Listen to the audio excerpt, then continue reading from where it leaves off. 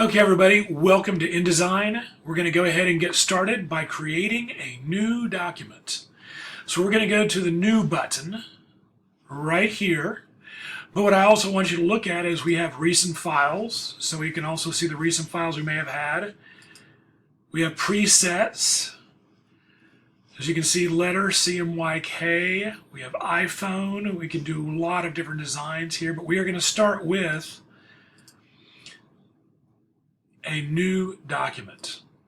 So we create new, and here we have the new document dialog box. The intent is where we can say we can do print, web, or mobile. We're going to go ahead and stick with print. We can do facing pages, or we can do single pages stacked. We're going to do facing. We can pick letter or any other or several previewed options, pre-designed options. Orientation, we can change to horizontal, portrait, or landscape. We're going to pick portrait. Now we can also pick the number of columns we're going to have. We're going to go ahead and design that later. We have our margins, very important to keep the information inside the page. We also have bleed and slug. Now I'm going to go ahead and put in 0.125 inches or 1/8 of an inch. I hit the return key, and as you can see, I have 1/8 of an inch all the way around. And now we have a basic document setup. Now we only have one page over here. What I can do is I can go ahead and click on this Add button and bring us to 4 pages. Or I could put that in the introductory dialog box. Nice things is that this bar up here transforms with the tools you have.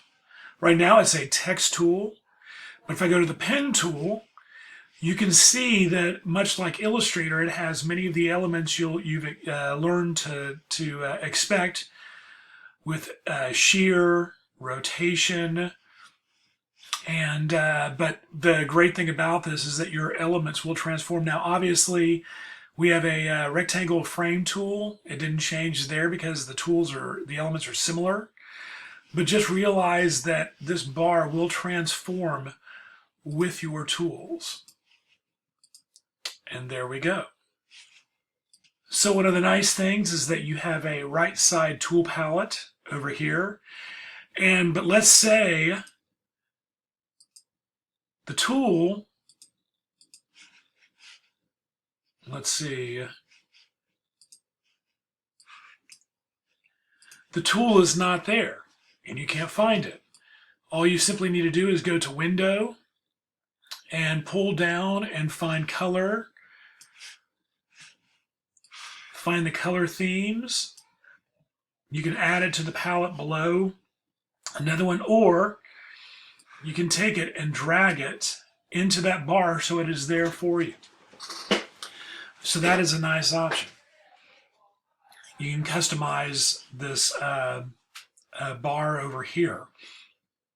And if you do not like the tool setup, you can come down here and pick different options that assist you in digital publishing. The Essentials, which is pretty much what I like to keep it on to start with. But you can customize for the kind of work that you're working on, typography, printing and proofing, etc. So really great toolbar setup here. So I'm not going over the tools in this video. We'll be going through those as I use them, but I'll also have a supplemental videos arrangement through the Virtual Training Center, so you can go into more depth on those tools. So anyway, I hope you enjoy this. We're going to have a lot of fun, and we are actually going to create a menu with this project.